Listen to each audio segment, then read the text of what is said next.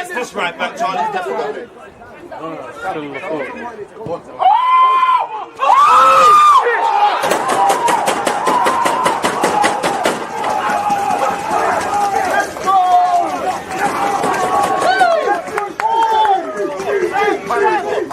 People deluded, I'm back again. Come on, Ian, man. Come on.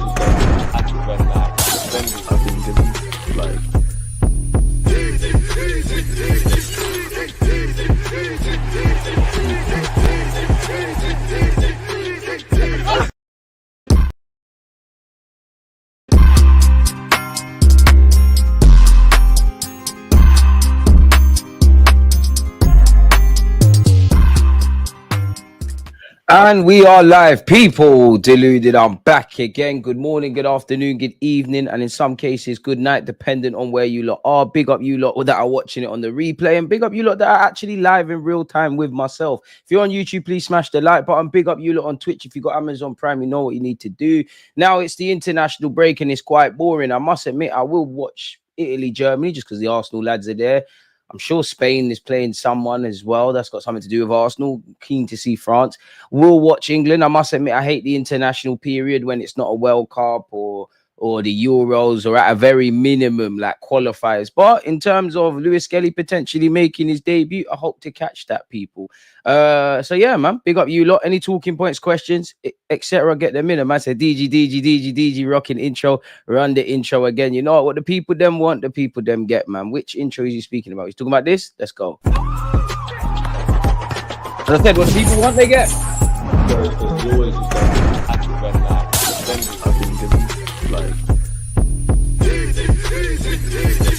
What they wanted.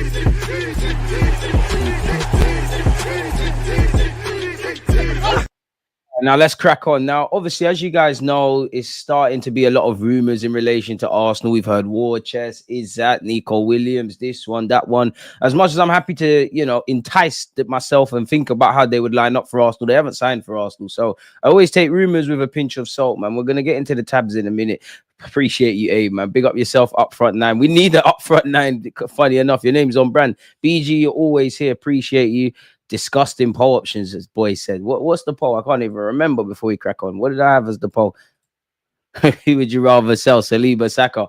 There's a method to the madness. I'm sure I saw something online, and that was the reason I posted that. I can't lie, I can't remember, man, but it is what it is, man. A man said you should include Wanyeri on the list. He'll link up well with Isak at the 2. No, F, man. Foxy, big up yourself, man. Newcastle, leave us alone, man. I'm seeing the social media Newcastle fans really rewrite history around my club at Newcastle. You're not one of them. But yeah, big up Newcastle. I'm surprised you're sober. If you're sober, you're doing it wrong. Newcastle fans should be licked for the next year, really and truly, man. Big up you lot.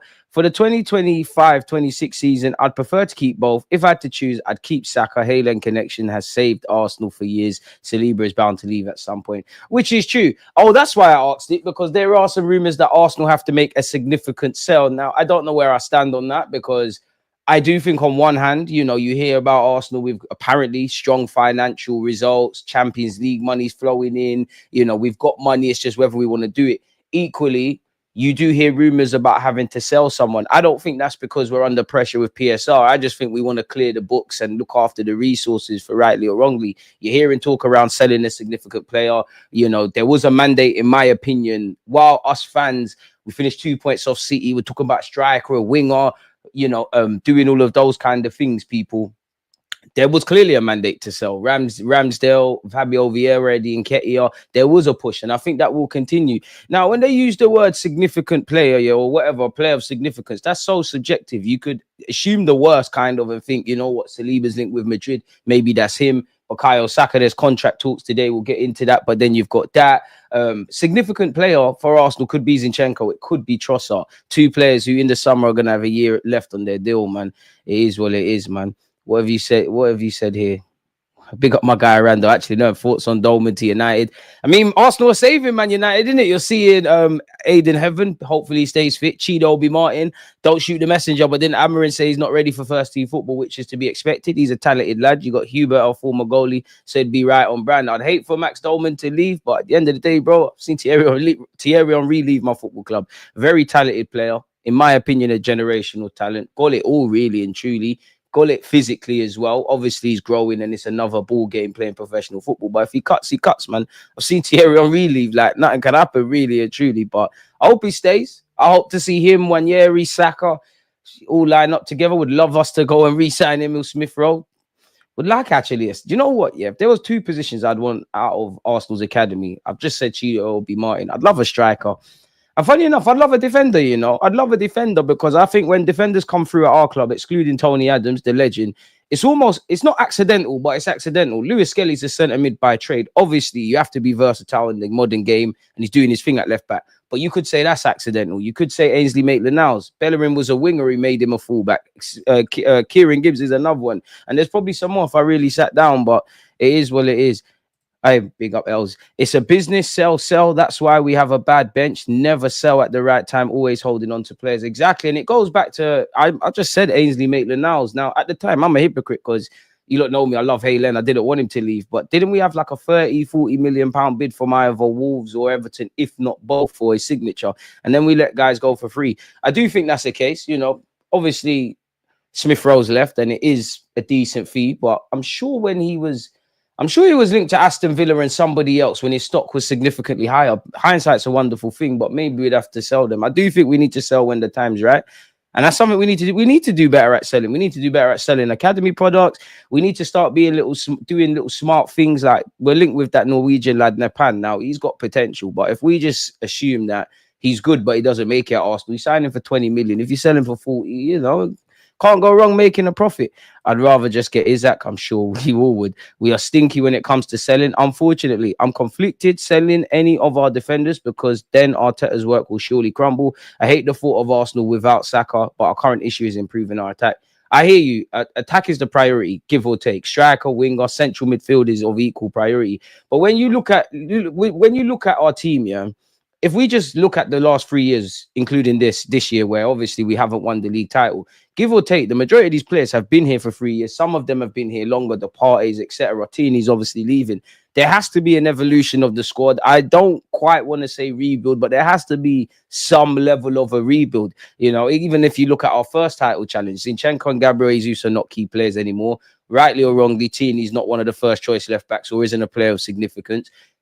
We've got some great defensive options. So there is going to be a time of change. And obviously we saw Edu depart and Berta's coming in. So I do think, I hate to talk about pivotal summer because I feel like a broken record. All of this needed to be done last season, but it does feel like a pivotal summer where, again, I don't expect the club to address everything, but you need to do the majority of the business. You need to do the nuts and bolts, if that makes sense. We cannot go into next season not having a striker or another option on that left-hand side. Speaking about Declan Rice, I would say broadly, and it kind of ties into what Arteta needs to do tactically, but the left-hand side is too lopsided in comparison to the right. We've obviously had players missing. Right-hand side's our bread and butter. It needs to be balanced. We need a striker. We need a winger. We need a central midfielder. Unpopular opinion, I think we could do with a defender or even maybe two. Speaking of two, probably need a goalkeeper or two. You know, in an ideal world, you go back for that Dan Bentley guy. Counts as homegrown. It seems like that Garcia, like that Espanyol, is something Arteta and Arsenal was hot on. So, yeah. I think Berta will get some quality signings in. I hope so, but I'll really judge Berta next summer, if I'm honest. Now, obviously, he comes here with a great reputation, 12 years at Atletico, helped them win trophies, bringing in players. But how much can he really put his mark in the transfer market in a matter of months? Because when he had his interview, they're bound to have told him about what they're trying to do and what they're actually doing. So is it a case where he just sings from the same hymn sheet, make sure I's are dotted, T's are crossed? If he pulls a rabbit out the hat, great. But he's just got his feet under the door at Arsenal. So, yeah, I'm very wary of putting all my trust in Berta. It's nothing to do with him. One man can't get us to where we need to. Can't sell Saliba or Saka. One day we're going to have to see Saliba at Madrid, man. It is what it is. Fact, second half of last season, Gabriel was better than Saliba. This season, Gabriel has been better than Saliba. If I had to choose one to keep, I'm picking Gabriel. I would keep Saliba for long-termism, but if you look at our current state, like if one player had to leave today, it's an L because Saliba and Gabriel complement each other so well. But I do think if people said they'd rather keep Gabriel Magalhaes than Saliba, I hear it. I understand it, essentially. Maybe it's because I've made peace with the fact that Saliba is going to be gone soon, man. He is a generational talent. And it's nice that we finally got a decent French player. You know, you don't know me, I'm a football romantic. So when I see Saka and Wanyeri and Lewis-Skelly coming out from Hayland, when I know he doesn't play, but Tomiyasu, owing to Arsene Wenger's Japanese kind of connection, Brazilians as well. There's a lot of romantic stuff. Apologies, people, because I need to close my window, which is a bit annoying because it's boiling in the United Kingdom. And I don't know if you lot can hear it, but it seems like cats are fighting. It's putting me off and messing with my flow. Smash the like button if you haven't. Keep your thoughts coming. But yeah, whether it's the academy players, the Japanese links, Haylen, you know, seeing Saka and Arteta, former players in their roles. I'm not saying they need to stay because of that. There's a lot of romance, man. But I want trophies now. We should have been in a final. Like, we should have beat Newcastle. They deserved it. They were better than us over 2 legs. And this is a season of what ifs. But if we just assume we beat Newcastle and Liverpool have that exact same performance, we've got a trophy. Undoubtedly, the goalposts will move, and people say, "Oh, it's only a League Cup, and it's only this, and it's only that." But I'd rather that conversation. The goalposts are always going to move. They're always going to move. When we, you know, Sir Alex Ferguson won everything under the sun at United. People say, "Oh, you didn't do enough in champs." Pep wins everything. You're just a checkbook manager. Klopp, maybe you could have won more. There's defo them question marks about Arsene Wenger, both in Europe, and if I'm honest, a couple more Premier League trophies. Would you sell Partey this summer? He's gone on a free, bro. So unless something changes at this moment in time, he's gone. Him, Tierney, Jorginho, they're gone. Probably because of the off the field stuff. Partey needs to keep it moving, innit? If I'm completely honest with you. But in terms of the squad, if we were just to assume that Partey leaves and Zubimendi comes in, I like Zubimendi, but I have concerns about the overall physicality of our midfield, if I'm brutally honest. And I would say as an Arsenal fan, I'd say the best market I think we've had in recent years. I would say the year we bought Declan Rice, Timber, Raya, and Kai Havertz. You know, Kai Havertz is a completely different story in itself. But I felt we needed the Partey replacement then. Now, I wanted Lavia, who can't stay fit at Chelsea. It's only, for me, it's quite annoying. And I know it's not as easy as they said. I'm a bit of a hypocrite because our club has clearly tried to sign a striker in the last few years. Whether they've done it is another thing, as you lot probably know. If you don't, you must be Stevie Wonder. But it just feels like we only want to address a problem when it's at our front door. Like Partey, again, with his form and generally how he's played this season, in the last year of his deal, depending on what Arsenal fan you speak to, let him go, keep him, 1 year deal, whatever. It's at our front door now. Now we're talking about where we probably should have done it last summer or the summer before. We need to be a bit more proactive in that regards, man. Is what it is, man. F this ish, I can't. Selling Saka and Saliba, and that's our Coutinho and Sterling sells. It's true, but Arteta's going to fumble the bag, bro. Like, Arteta's going to fumble the bag. If I had to sell one, it's Saliba for me. I don't have faith that they'll replace the outgoings and add to the overall team. There's a lot to do, man. There's a lot to do in theory. I don't think we're going to see several players leave and several players come in, but you can make a case of, in terms of incomings, if we forget names, a striker, well, for me anyways, a striker, a left winger, a centre mid, maybe even 2, a defender, maybe even 2, a goalkeeper, maybe even 2. And we have to put asterisks because we don't know what Mikel Arteta wants. What if he wants another, I don't know, a centre half, for example. And then in terms of outgoings, I won't say it saved them, but Partey's going, so that's one. Jorginho's going, so that's another. Zini's got a year left on his deal come the summer. Trossard the same. Jorginho's cutting. Nelson, we're going to have to deal with that. Fabio Vieira, that's going to have to get dealt with. Lokonga's got a year left in the summer. That's going to have to get dealt with. You know, the young ones, I would say the Cabas, the Sego Juniors, the Nathan Butler or Dejis, they either need to leave the club on a permanent or loan basis. And Tomiyasu and Gabriel Jesus would have probably... Their names would have probably been floated, but Tomiyasu apparently is back in December, so that probably means February. The same is said for Gabriel Jesus. Don't expect that. So they're probably next summer kind of business, if that kind of makes sense. And assuming Saliba and Cole don't sign new deals, that has to be done. So there's a lot that needs to be done, man. England call-up can be a gift or a curse for MLS. I think too soon. I hope he does well, though. Is it really too soon? I agree on one hand in that, if anyone remembers, like, he actually made his debut for this football club in September, and life has come very fast for him. You know, again, he's made noise off the field. Remember, he got a yellow card I swear he got a yellow card off the field. He got a yellow card for passing some sort of tactical information. He got into it with Haaland at the Emirates and at the Etihad. He got a red card against Wolves, and then he was fortunate. He got a red card the other day.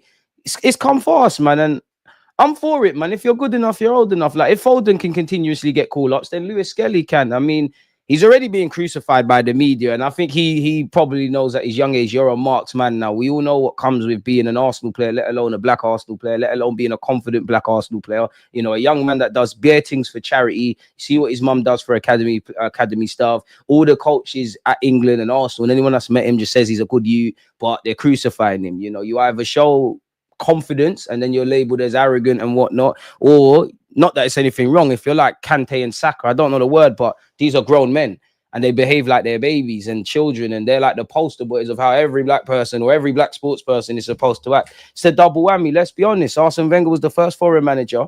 We had the first record-breaking start in 11. We're a culture club. We don't really care if you're white, black, Muslim, Christian, Jewish, whatever have you. These are things that are a draw out, really and truly. So I think it could be a curse, but really and truly, I think it's a gift, man, because it just shows what can happen if you work hard and God blesses you, innit? It just shows that you could do something. Next season is different for Lewis-Skelly because there's a degree of expectation now. On paper, first choice left back for Arsenal. I don't know if you'll start from the jump for England, but Lewis Hall's probably someone that would have been called up. He's injured. Luke Shaw and Chilwell, it seems like a lot of people are kind of done with them, so it seems like it's open season. It's you're not only your first sort of England camp, but it's Tuchel's first camp, so it's a good look. I hope you don't get injured, of course. I hope, do you know what the most scariest thing with these international call-ups? It's actually Thomas Partey, because credit to Ghana, they haven't called him up on a couple of occasions, and I'm kind of braced to see someone. And you know what, if Lewis-Skelly does his thing, you never know, man. I'm happy to have that conversation. Whether you're a centre mid or a left back, you know, some of us Arsenal fans are already doing the Ashley Cole comparisons and whatnot. We can get Sesko, Nico Williams, and Zubimendi for 150 million quid. Can we? They've all got release clauses, but again, if you activate a release clause, you need to pay it all up front. We are not going to have. I guess we have the finances, but we're not going to run 150 million up front and renew deals and whatnot. I think there's a correlation with these players clearly are favoured by Arsenal, but they've all got a release clause. I keep saying it, so you've got a ballpark figure, and then we kind of negotiate around that. It might be 50 million. We'll give you 56 or something like that, as long as it's favourable terms. So yeah, man.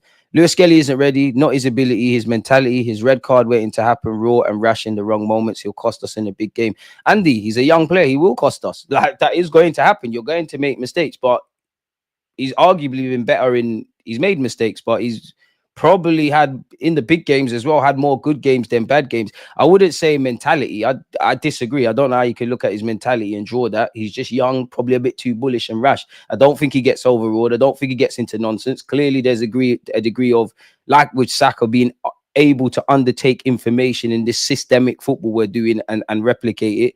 I wouldn't say it's an attitude thing. I expect a young 17, 18-year-old to be a bit brash. The same with Wanyeri. I like the fact that he's tenacious and a bit tigerish and doesn't want to get bullied, but it's just about, he's 18. I expect him to have that. It's just about molding that out. There's more positives than negatives. I hear you. You know, there is that. And that's why typically you more see young attackers play before young defenders, because you'd rather you can still lose a game, but you'd rather a young striker or winger miss a 1v1 than Lewis-Skelly go to sleep defensively. That's going to cost you. But I expect him to be raw. I expect him to have elements of rash. I do think you're exaggerating the rash. Maybe mentality is not the right word, really. And he's been focused more often than not. Obviously, he definitely needs to improve his tackling. They should sell Havertz even at a loss to get some cash for Isak. As you know, I think buying Isak now is a mistake financially. Who is going to buy Kai Havertz? And he's clearly favoured by Mikel Arteta. He's still going to have to get game time. Clearly comfortable at Arsenal. We're not getting, unless you see, I don't know, Leverkusen or Bayern Munich or one of them kind of teams buy him on a random one. Kai Havertz is here to stay. I mean, Germany used him at left back once. I think we're going to see him in centre mid a lot of the time. He's Mikel Arteta's rightly or wrongly Swiss Army knife, man. Certainly not worth selling a crown jewel to get him, unless you expect Ethan to replace Saka. Maybe see if you can get 100 million for Saliba. He may not extend. Big up yourself, Bosnian, man. What is it with Villa, West Ham and Newcastle fans towards MLS? I'd say it's the world of football. And to be honest with you, fuck them. Fuck them. Respectfully to their clubs, not the clubs. Fuck them. Anyone that's got anything negative to say about anything to do with Arsenal, fuck them. Especially the media. Like, Lewis-Skelly's a marked man that is going to follow him for the rest of his career, unfortunately. You know, and the thing with the whole Haaland thing, which, let's be honest, kicked it off, and they say he's not smashed the like button, he's not humble and all of this. Fair enough, you can say that, but then these same people generally will say footballers ain't got no personality, and then they show a bit of personality. Not just Lewis-Skelly, everybody, they kill them. Footballers can't even enjoy their days off these in this day and age. Footballers that earn a lot of money can't even buy their mum a house without the Daily Mail and all of these people voting and saying something around it. And then what people forget with the Haaland thing, nobody is saying Haaland lacks humility. You know, nobody, when Haaland was pushing Arteta, the same game, stay with me. Nobody said he lacked humility. So why is it with MLS? If we remember the game at the Etihad, what did Haaland say? Who the fuck are you? We've all seen it. So is it too far-fetched for Lewis-Skelly to see that, remember that, kind of use that as fuel in your belly? You get an opportunity to give a bit of shit back and you're going to do it? I hear it. I'm with it. I mean, at Arsenal, we're the gentleman club and all of that, but we need some more nasty players. You look at the Invincibles, yeah, they'll help your mum and grandma across the street, but they were nasty. They were on fighting each other. We've got nice guys, you know, and all of that, but we need some, pardon my language, cunts in this team. If you want to win and get over the line, you need that. Newcastle got nastiness. Liverpool got nastiness. City got nastiness historically. We need that. Who's really nasty to the degree you need? Even Saka's getting a bit like that. I'd say Saka's got that element. I'm not expecting him to do it, and it's a bit of an asterisk because he's the guy, but Saka's getting that. Kai Havertz might lack ability for some, but he's a shithouser. Ben White's the king of that at Arsenal. I think it goes under the radar, but Timber's on all of that now. And obviously you got the young Lewis-Skelly, Gabriel Magalhaes, Saliba, you can't disarm him. We need that. Like, we need that, in my opinion. I'd be on Saliba's case. You need to sign a 2 or 3 year extension this summer. If you refuse, we're asking for offers. No way we can let him run down to the last year. I slightly disagree, but I hear it. 100%, bro. We need Spartans. Then that's the right word. Not going to lie, I'm scared for him. See, now they done Rashford. I mean, I think he's a smart man. And at the end of the day, what's the worst they can do?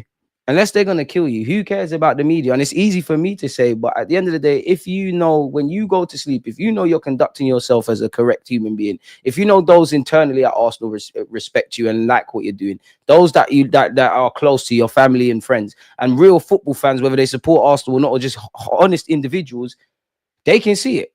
It is what it is. It is what it is. He's not the first. He's not going to be the last. Like, we saw it with Raheem Sterling. We saw it with Marcus Rashford. We saw it with Bukayo Saka. He had the fucking bollocks to take a penalty for this country, how it happened. They're not the first and they're not going to be the last, unfortunately. It is what it is. I ain't selling none of the above. Who knew the voting would cause all of this? Don't do that. Votes for selling Saliba or Saka. I'm not boarding. We've got to ask the questions. Williams will excel at Arsenal and he'll draw defenders away from Saka. I hear you in a circle, man. But for me, away from that, which you're not wrong, I just want to look at my left-hand side and look at my right-hand side, like the 2022-23 season, and feel, yeah, there's goals all over. Because I guess it comes with the territory because, you know, Arteta's been here for a while, but it's predictable. We know it's not that we can't score goals down the left, but we know our right-hand side is the bread and butter. We know the inverted stuff. We know Declan Rice is going to gallop forward. We know we're going to knock it side to side. Obviously, we took a while off after, you know, prior to us scoring that set piece against Chelsea. We didn't bag a set piece since December, but we know we're a threat from set pieces. Yeah, man. I'd like us to go back to 2022-23 where we looked a threat, man. Newcastle fans have no issues with MLS, not even a thought of us. We have 2 fullbacks levels ahead at the moment in Tino and Hall. I think you're being a bit disingenuous because it is the social media fans. The social media fans are weird. Like, I'm seeing West Ham, Newcastle, any game they're doing that. I don't know what the issue is. It's like no club, and I will say this, and you don't know I'm not a victim. It's like every club has to know every fan can talk bossy apart from Arsenal fans. And Arsenal fans on social media are wicked. I'm seeing Newcastle, and I don't care about this bigger club stuff, but the social media Newcastle fans, apparently you're a bigger club than us. You're more ambitious with winning trophies, etc., etc. You could look at the ownership. West Ham fans ain't got a Scooby-Doo, if I'm completely honest with you, with their talking, Brighton, etc. I'm Nottingham Forest are talking crud as well. And again, anyone can talk. I don't care, but it's either everyone can do it or no one can do it. And as for Livramento and Hall, you can have that. Like, they don't play for Arsenal. And the only time I care about that's for England, really. Like, that's the point. Like, nobody mentioned Hall or Livramento in this chat. Like, respectfully, why do we give a flying monkeys? I like Livramento. And to be fair, his adaptability on the left and the right is quite good. Cobham solved you lot well. But the very fact that you're mentioning rising up them lot, nobody rates our players. And I'm speaking broadly. No one rates our players. Nobody rates our club. And I don't give a flying monkeys if they do. But nobody rates our players or our clubs. All I see every day is comparisons about said players and about said club. Everybody says we're bottlers, which, again, we can't get over the line. But we're the ones that are being spoken of. And I know it's due to the more prominent voices in the Arsenal fan base. But what we're not gonna do, and what annoys me is, yeah. And speaking for Arsenal, one mad Arsenal fan speaks for thousands, and that goes for all fans, really and truly. And we know we live in social media, and that's what I mean. Like the Twitter thing, it's nonsense, really. Is whether it's anything to do with content around fans, we all know it's hyper opinions. It's gauged around clips and mind games and whatnot. And to be honest with you, I don't give a flying monkey, so I ain't got nothing more to say on that. Saka and Saliba should leave to go win trophies. Not winning trophies at Arsenal under Arteta, We are definitely not selling Saliba because we would have already been linked with defenders. I can't answer that, Paul. It's criminal. Run the likes up if you haven't already, man. It is what it is. And to be fair with you, last thing, I don't care if people don't like my club or my players. Like, Henry wasn't liked. You had to admire his thing. Ian Wright wasn't liked. Vieira wasn't liked. Roy Keane wasn't liked. Man United, anything Man United wasn't liked. Anything Chelsea wasn't liked. Jose wasn't liked. Who cares? Muhammad Ali wasn't liked. Like, what sportsman is universally liked, or team is universally liked by everyone? You can't please everyone, man. You can't be everyone's cup of tea or a muppet, mate. But that's the last on that, man.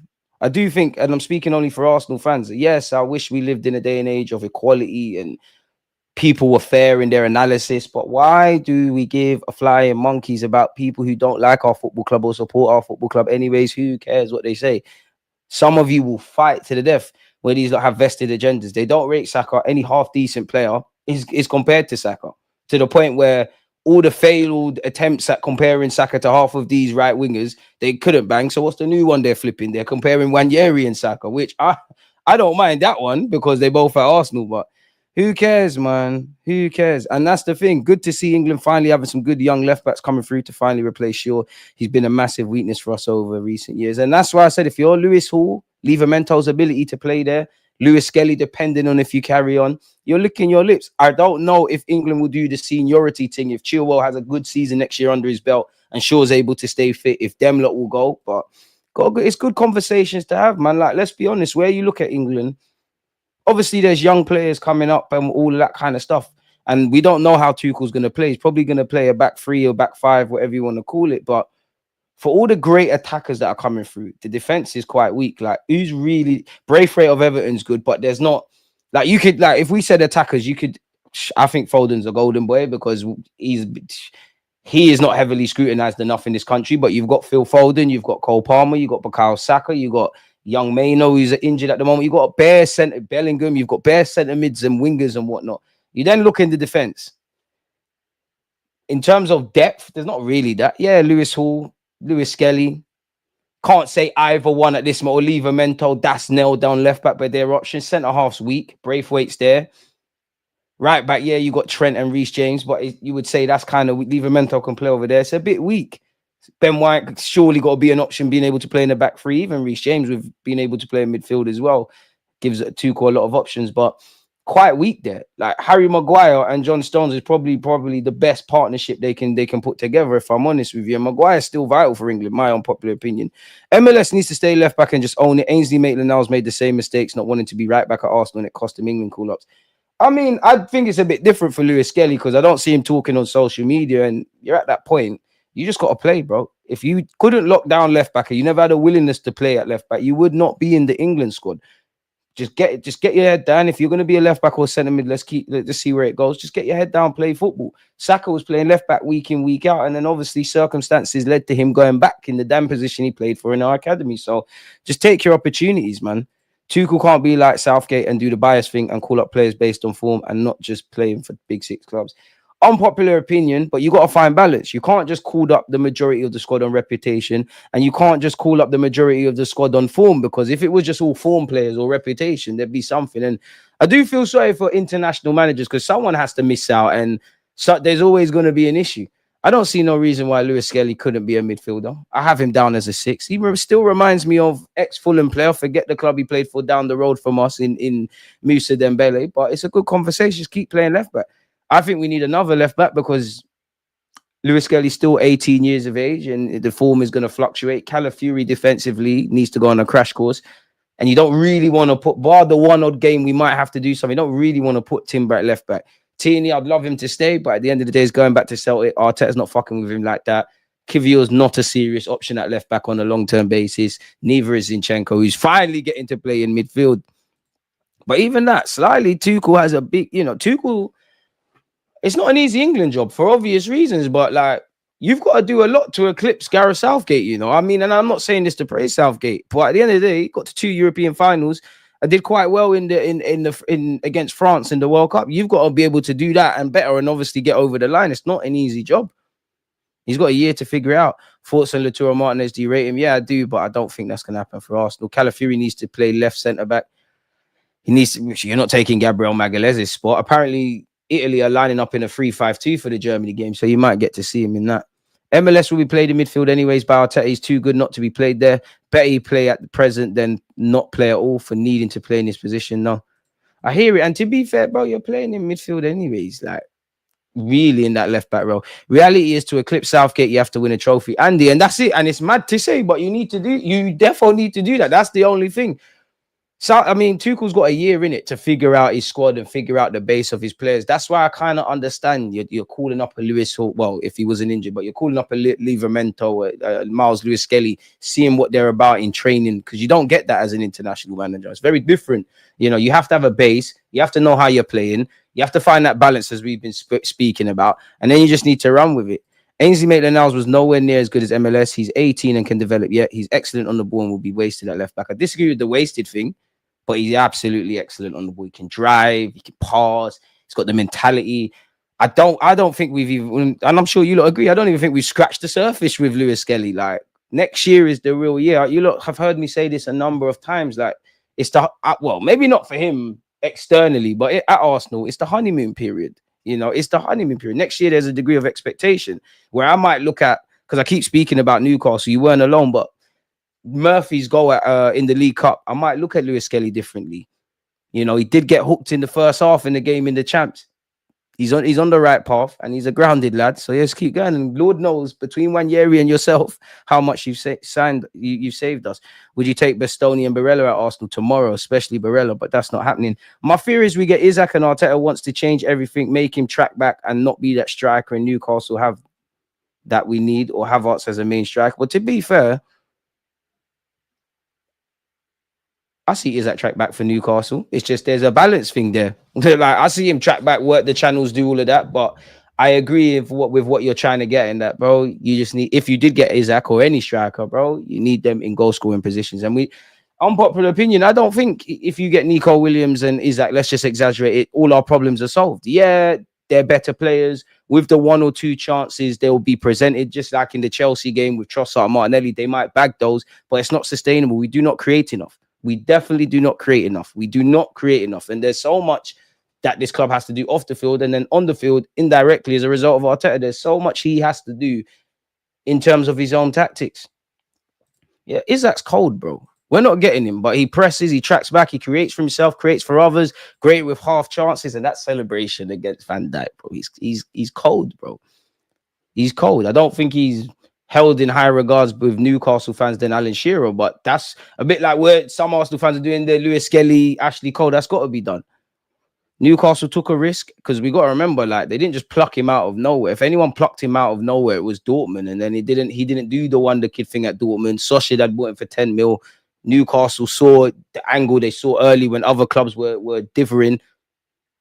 Money well spent, to say the least, especially in this day and age where let's be honest, how many good strikers are there? Like, you could probably count on one hand, if that. Like, how many good strikers are there? MLS won't be wasted at left back. He could easily become one of the best in the world if he keeps developing as he is. That's right, not scratch the surface. When he's 23, he could be running our midfield from the 6. And it's true. And then you look at Saka, you look at Saliba, they're 23. Think about all the things they've been through. It wasn't too long ago, people were saying Arteta's going to sell Saliba, this, that, and the third. Everything Saka's been through. It's true what Wenger says. At 23, this is when you really become a professional footballer, where you know your role, where you take the good and the bad, and now you're ready. Keep going, man. Keep going, lads. Keep going. I think MLS could play a number of positions, but he needs to gain some composure if he's going to stay in defense. Naturally, yeah. I do think I would say it's just the timing of the tackles and being a bit more switched on, really and truly. And then it's just a case of added consistency, essentially. Same with Ethan. And it's one, when you get into that period where you're playing. How do I make it make sense? Like you got 3 games in 10 days, twice a week. It doesn't really matter if you were the best player on the pitch on the Tuesday. The Saturday, you might need to do it. This is the natural steps, man. Gyökeres does all that too and scores every type of goal. I hear you. I don't know if Arsenal rate him, but I don't buy any links with Osimhen and Gyökeres in particular. I think we're only linked due to tabloids. It don't seem like there's any concrete evidence with them, especially Osimhen, where everyone would have, a bit like Tony, everyone would have thought they would have been the first kind of guys to move. Maybe there's something in the footballing world. Gyökeres, I don't buy it. I mean, like you said, the general plays there, scores all sorts of goals, can hit a mean free kick. Yeah, I think he'd be decent. I just don't think he's the one. I actually think if he don't go United, I don't know why, but I think he goes Barcelona or more so Bayern Munich. DG, is it just me or is Gyökeres a bit stiff? I don't know, just the way he plays. I don't know for the stiff thing. Why for that? I don't know, but he's not the quickest, but he's intelligent, man. Like I see enough from Gyökeres. I don't think he's gonna have them crazy goal scoring records like he has in Portugal. I think there's a bit of an exchange rate to be had there, but yeah, man, we could do a lot better. We could do a lot worse. Apologies. The striker pool is people at the moment. No one grows up wanting to be a centre forward anymore. They all want to be wide forwards. It's true, but in the modern day, as stupid as it sounds, it's like the striker is probably the least enjoyable position. Like looking at my football club, you're probably going to get more goals or getting more goal scoring opportunities or getting more 1v1 opportunities if you're playing in the inside forward roles. Up front, you're like a sacrificial lamb. You got to win the first ball, win the second, work the flanks, drop into midfield, press, and still be able to score some goals. Very cautious over Gyökeres, not as proven as Isak. It's true, but Isak's a pipe dream. I will hold myself accountable. I'd love to wake up and sign Isak, but we're not getting him. So I think we need to look at the others.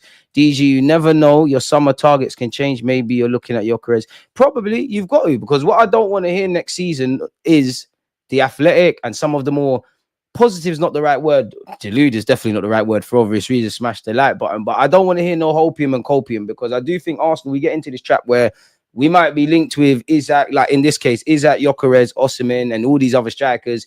Then it gets to that where Isak's the one we want. Ultimately, we don't get the guy. We say we tried. We only want players that can improve us. That is great. But as for obvious reasons, you can see where I'm going with this. Remember when everyone was saying Isak ain't worth the 80 mil, when we was linked in Jan saying he's too stiff or not technical enough? Hopefully we learn our lessons. Wasn't the Zubimendi deal done already? Until I see it announced, like what we've seen with the 2 kids Chelsea have bought, until I hear him saying I grew up watching Cesc Fabregas and all the Spanish players and all the Invincibles, it's dead. Until you're picture that London goalie with Mikel Arteta and I guess Berta now, it's dead. Like, it's dead. Anything can happen. Anything can happen on the best of days, much less Zubimendi, because 1 minute you're going Liverpool, then you're going Arsenal, then you're going Madrid, then you're going Munich, and then you change up your pattern. After winning the League Cup and possibly securing a Champions League place this season, Isak's allegiance to Newcastle was likely strengthened. Even if Arsenal was willing to spend the money, would he even want to leave?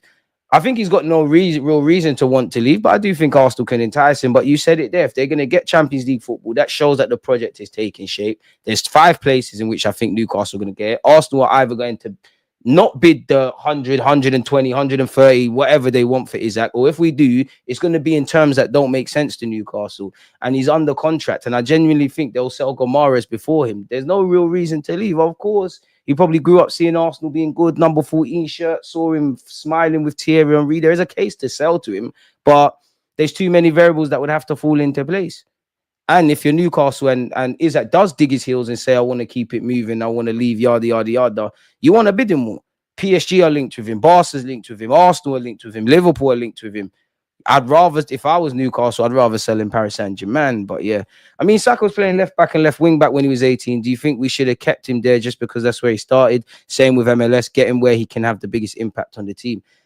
Left back, centre mid, great. I slightly disagree because I think Saka's one's a bit different, but it's on thingy with you. Now, Saka was always going to... I remember sitting here with Arsenal fans when he was playing left back, let alone left wing, and saying he'll be a right winger. People fighting me on my YouTube channel.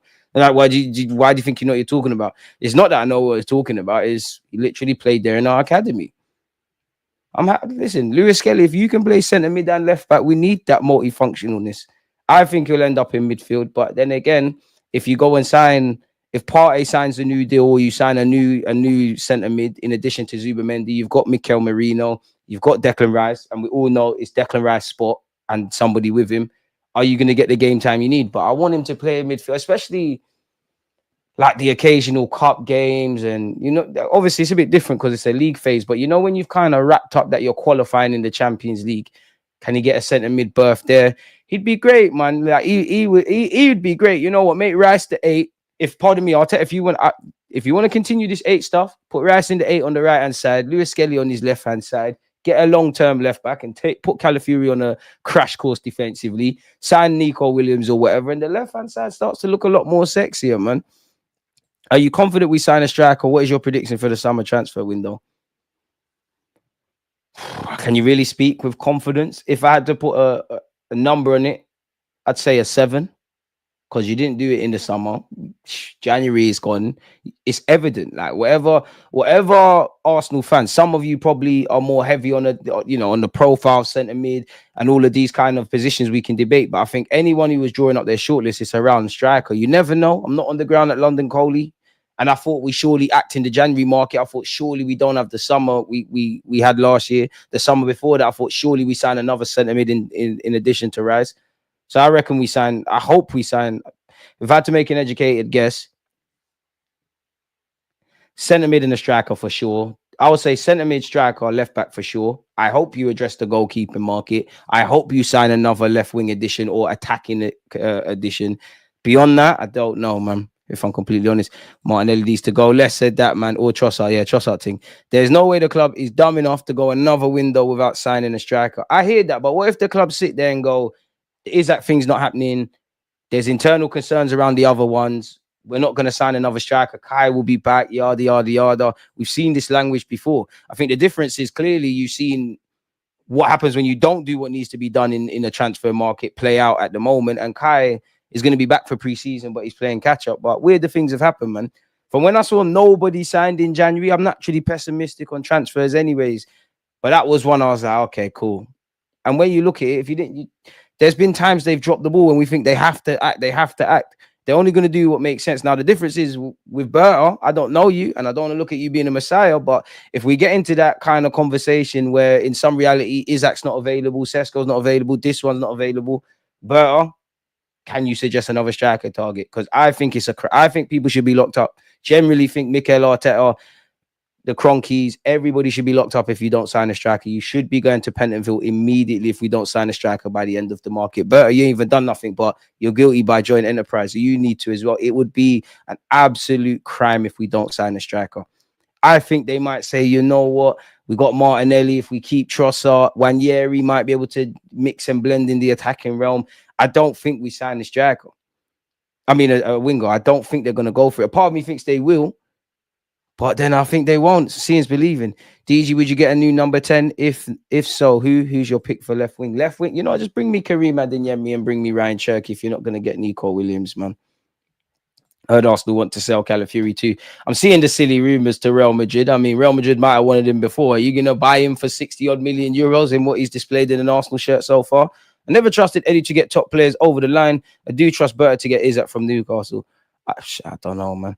Partey won't give you 11, 12 exceptional performances in a row. He visibly tires in games now. If we keep him, we have to play double pivot. I hear it, man. I hear it. But yeah, like, come the end of the market, I want to know what my centre midfield is looking like. I want to know what my front three is looking like at the very minimum. I believe we need another defence. There's a lot to do, man. There's a lot to do. Skelly looks scary driving through the middle of the pitch from deep.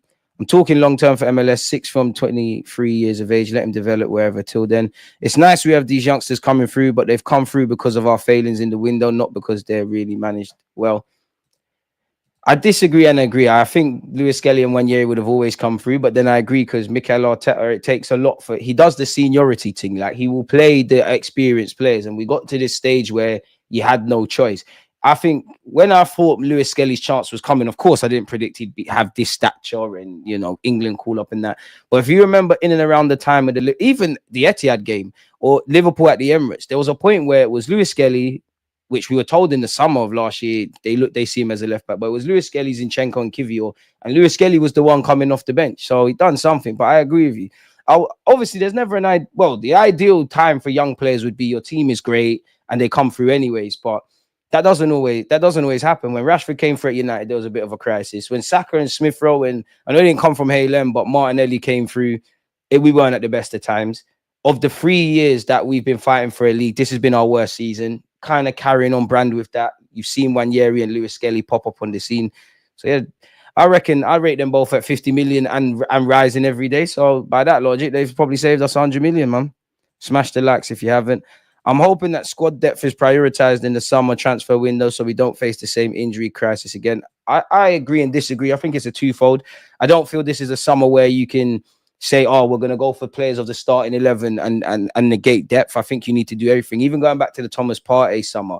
Do you remember the whole saga around, do you want an 8, do you want a 6, do you want Partey or Aouar? There's different qualities. We need to address all the areas or make a real attempt. I disagree slightly because I think the priority for me, I know injuries is a theme of our season, but it has to be that starting 11. It has not evolved. That is done for me with a striker, with a left winger and a central midfielder to the starting 11. If you picture your strongest 11, come on, you know those are the areas. Maybe by default, the Kai Havertz's, the Martinellis, the Trossards, they become squad players. But then I agree in that a twofold. It needs to be depth. It got decent fee for Ramsdale, decent fee for Eddie Nketiah, decent fee for Fabio Vieira, flushed out a couple of other players as well. And I'm not saying they individually need replacing, but we didn't build on our starting 11 quality. We didn't build on depth. And then everything's come to a head this season where it's evident there's stagnation on the pitch tactically with a number of these players and off the field. It's a transitional period of sorts. As I said, when you deep it, we've been in a title race for 3 years. The vast majority of this team has probably been together 5 years. Fair enough, Saliba, in these 3 years, he's like a new signing. But he was brought under the old regime, so he's been here to a degree. Partey's been here to a degree. Tierney's role has changed, but Tierney's been... The majority of this team has been together for a hot minute. Need to tweak and change things and inject some new blood. Now, that's obviously been done with Lewis-Skelly and Wanyeri. That needs to be done with acting in the market, which let's cut the crap. If we're not even cut the crap, it's a reality. Whatever way you shape it, there was no quality, powder dry, whatever you have to say. I'm not saying these things are wrong. We fumbled the summer. I said it in the summer. I checked out in the summer because I don't feel the summer was serious. There was no game changers. The summer's one thing. January as well. Like for me, if you look back at where this season went wrong, again, I think it's the summer. But if I was making like a Sky Sports review, I'm gonna be lazy and kind of piggy bank to sell that if it was a movie, to sell it as, you know, Saka got injured in December, Gabriel Jesus got injured, we done nothing in January, whatever the reason was, and then you saw the injuries to follow, and then you'd probably, I think the damage was done before West Ham at the Emirates, but that will probably be the game, a bit like Aston Villa last season, which would many casual fans would say that's where the league was lost. I'm kind of seeing the same season on repeat, man. We're relying on the same players. It's the same faults on and off the field, even down to dropping points to the same teams, even down to beating the same team. So yeah, we've not evolved to the way we need to. One love for the super chat. Is that like some more? Leave Zubamendi, Barrios 8, Rice 6, left wing new. We're not going to get the Barrios guy. Samu, I'm on that at Porto because I do think he might have to take a chance. I'm sure every Newcastle fan loves Isak now. How can you not? But when they bought him, let alone bought him for 80 million. Do you remember there was a Euros around that time? He really struggled. They were probably going, oh, what are you spending that for? So maybe we have to take a risk because arguably our approach that we're doing right now, I do like it. It's not gun-ho, but that's not doing something and being overly cautious at times is a risk. So at some point we got to change stuff. Love for the super chat. You know what? I get why Arteta does the seniority thing because he's trying to win. If there's anything he's learned this season is that some of the seniors are not on smoke required to win the trophies. I hear it because most managers are going to bet on, if there's 10 games, you got this young player, like let's just say centre mid, because I always find it easier, but let's just say there's a 10-game period, there's an injury crisis, you've got this 32-year-old player, and stay with me, 10-game period, yeah, you got this 30-year-old player, you got this 18-year-old wonder kid or whatever, 10 games, that wonder kid, he might be 20 million out of 10 for the first 5 games, then the next 5, he's -3, that more senior player is just going to drop 6s. And that might not be what you want to hear, but that's that level. I think what's tipped the balance is the young players are taking their chances and they're doing well and they're literally making the difference. And they're 2 of the best names on the team sheet and piggy banking off what you're saying. I do think everything's a learning curve. And Mikel Arteta might have to take a leaf out the Arsene Wenger thing and learn to, regardless of, in theory, there might have to be exceptions to the rule and just sometimes just bet on the right option or just bet on players. I think Mikel Arteta, you need to learn to not always do the seniority thing, take the handbrake off, find plan Bs when things are going wrong. I actually like how we set up generally, but I think they're in an attacking sense. We need to play a bit fast. We need to do things quicker. There's so much that Arteta has to learn off his own back. The players, Arteta, the board, this is a serious period of reflection. Because I said coming out of that summer, I said this season we either go up the levels or we go down. We've gone down. And next season can get dark.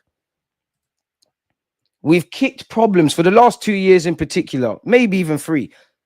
I think 2. We've kicked problems up and down. We've kicked problems down the road. We've kicked the can down the road. And there's only so much times you can do that until it's at your front door and you need to address it and address it now. Even that with the 10 thingy, because again, you lot, this is why I like speaking to you lot. If it was up to me in an ideal world, 2 goalies, potentially 2 centre mids, you know, a left back, left winger, striker.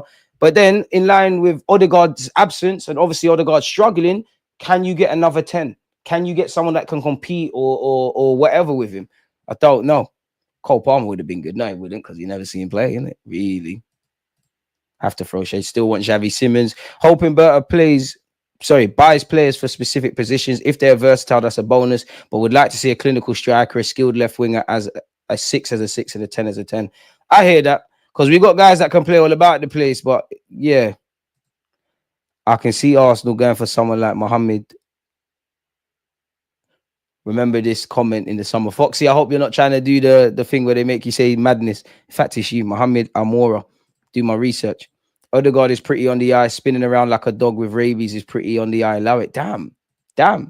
Some of you are too harsh on Odegaard. Cunha would be great. Cherky would be good. I just don't think Cherky fits what we want. Starboy, X Factor, Bobby Dazzler, the sort of guy to slap it from 30 yards or on occasion dance past someone. I've said this before. I'm not saying he's Cristiano Ronaldo, but if he had the Cristiano mentality in that, if you really wanted it, I think you could be a serious footballer. And I think if you really wanted it, you could go to the World Cup with France.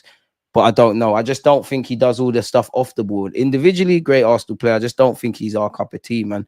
Cunha, we're going to get linked, man. Big up yourself, world boss.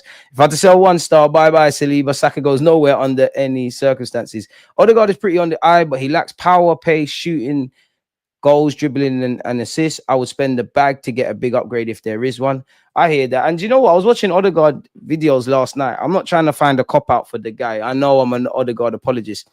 But he must still be carrying a knock. It's no excuse, but you must. Because even some of the goals, some of the way you used to strike the ball, you're not doing that again. It's no excuse, because once you cross that, you know, the white chalk and you're out there, I don't really care. But there's got to be something. I don't think that's the only factor. He's a dad now. Don't get peed off. DJ, I'm annoyed how we missed the boat with Marmoush, the type of quality we need on the wings. There's no players available, though. Pepe comes to mind. He clearly wasn't good enough, and Emre wanted Zaha. Hear that?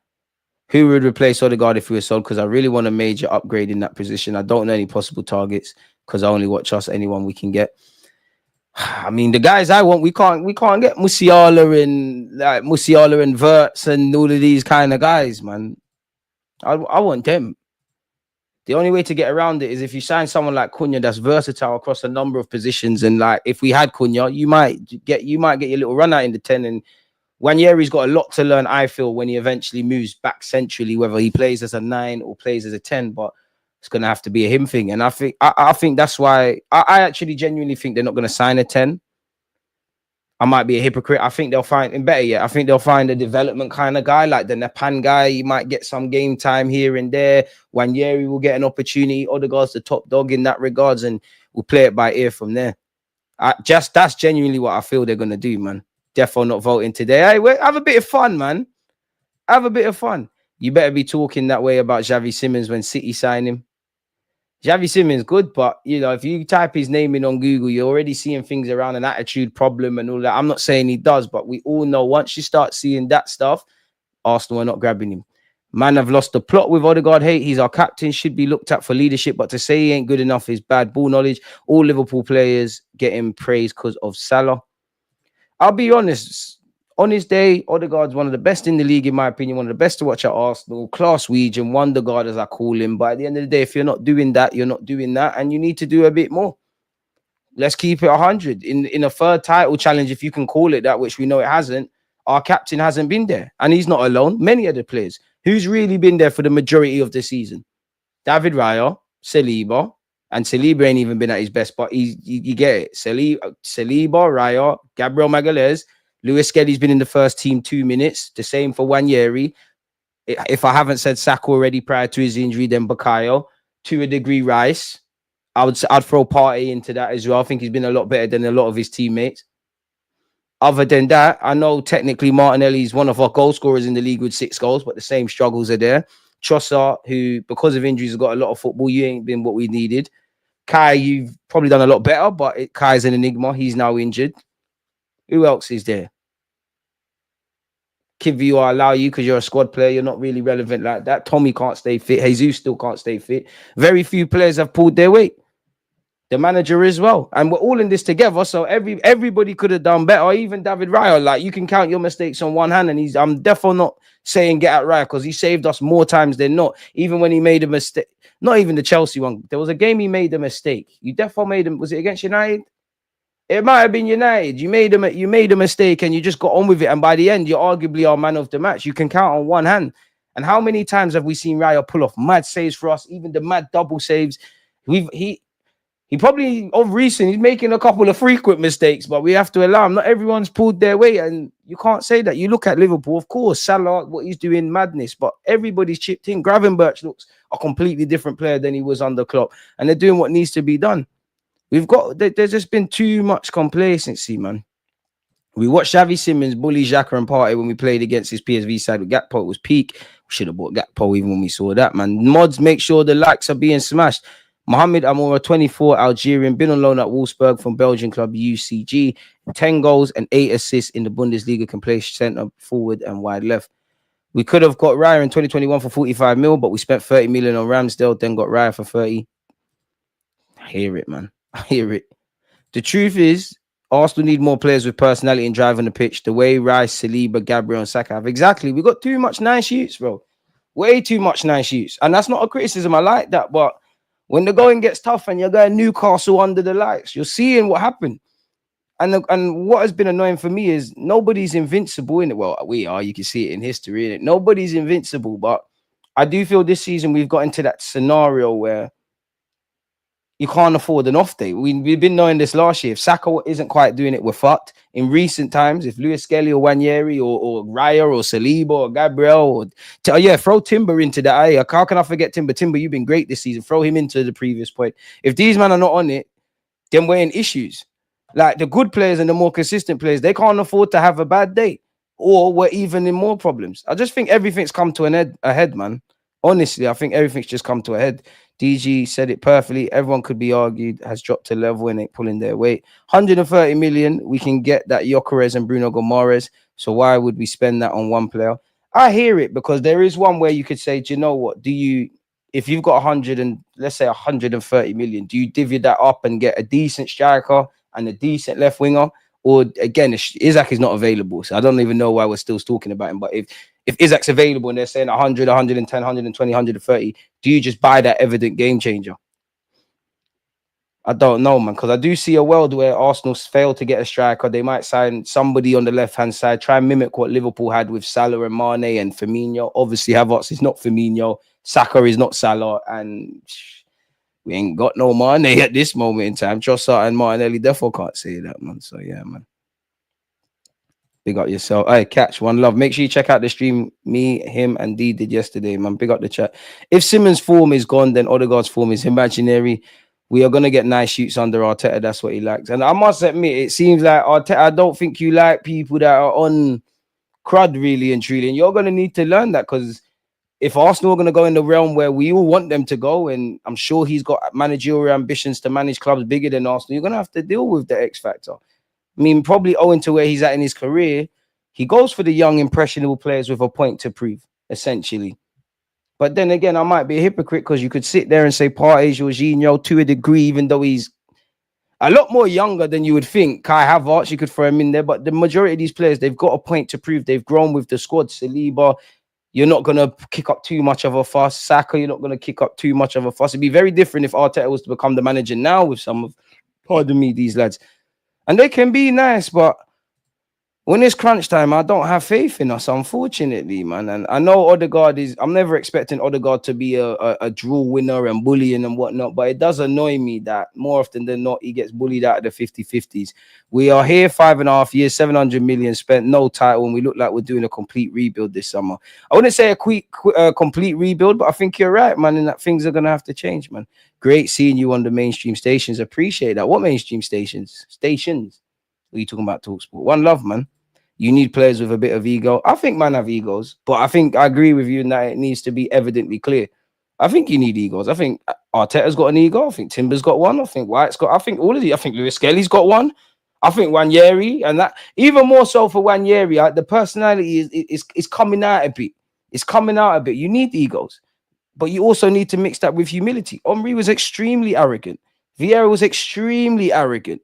But the thing is, they also had humility to know that we're not better than, nobody is better than anyone, and we all want the best. And maybe it's because of this PG culture and whatnot, but it's very hard for me to accept a lot of things at this football club now because I'm only 29, but it's very hard for me to accept. You know, forget the ability of Sol Campbell and Jens Lehmann. We've won the Premier League for one. We've won the Premier League at Tottenham Hotspur, and they want to kill each other because we have not kept a clean sheet. It's that level of expertise. Even when you listen to Ian Wright, how Bergkamp changed how we fought, or even more Henry. Henry used to see Bergkamp, excelling in training. I'm going to get there earlier than him and that. I'm not saying these players don't do that, but that is the level required. We go to war with each other. If we go to war with each other, then the world is fucked. Let's be honest. They're in big trouble. But I just think we're looking at Arsenal, especially, with us on YouTube, you can't be honest. Like, good is not good enough. You need to want to be great. It's always, that's it, in my opinion. Be humble, but show your arrogance on the pitch and perform essentially good. Exactly. And also the squad players were different gravy at this football club as well, man. Like, we had some genuine tugs and whatnot, man, at the carpet, man, which is not the case now.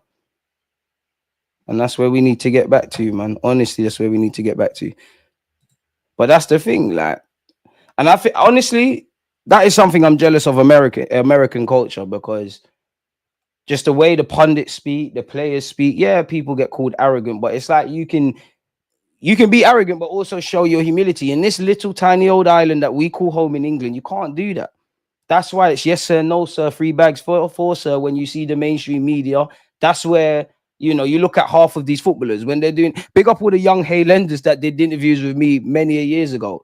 You go on, I promise you, go and watch them interviews I did with them and go and watch them on mainstream media and see the reaction.